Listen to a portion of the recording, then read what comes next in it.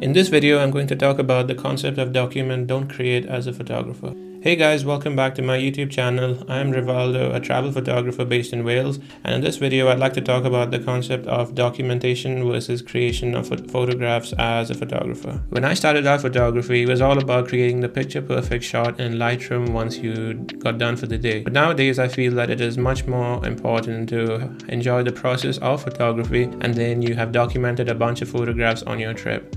So in this video, I'm going to talk about why documentation is more important than creation of pictures. The first point is that you need to enjoy photography as a process. Don't go outdoors in the hope of getting just the picture perfect shot. If you are out with your camera every day, it's just a matter of seeing scenes that you enjoy. So say for example, you are sitting in a coffee shop with your coffee, take a picture of your coffee. If you are out in a car and you see a nice scene, take a picture from there. It's just a matter of taking pictures as a process of documentation versus creating them. If you were to go out looking for pictures to create, you would basically be so focused on finding the end result of the best picture that you can and miss all these moments on the way. Photography is meant to be enjoyed as a form of documentation, not so much as in the end result.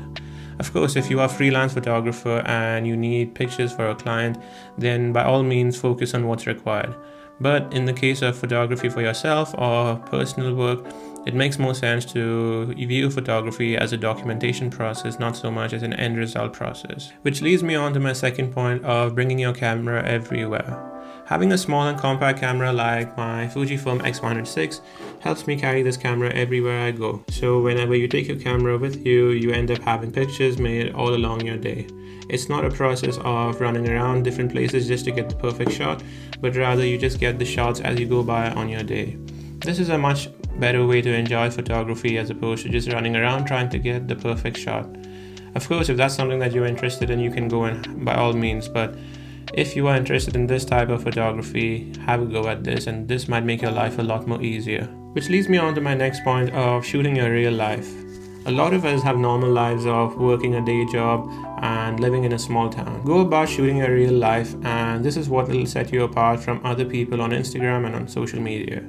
What usually ends up happening is you have photographers who live in really popular places like London or in Japan or in the US, for example in New York and Los Angeles, and you have a certain type of style for your photographs. But the only way to stand out is basically by photographing something different, and shooting your real life in a small town or in the place that you live is something that would set you apart, because this is not something that everybody on the internet can see.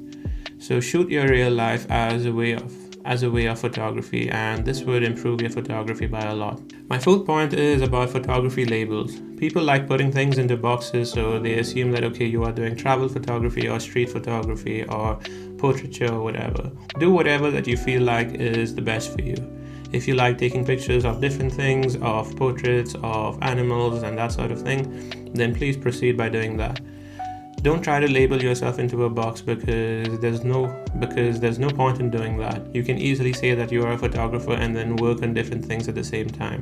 This is a much better approach to photography because over the years you kind of gravitate towards certain things and certain subjects, and this is what your photography will be known for. If you've liked this video, you can have a look at some of the other videos that I have posted on my YouTube channel, for example the Fujifilm X-E4 or the X106 review. And if you like this video, please drop a like, subscribe to my YouTube channel, and thank you so much for watching this video.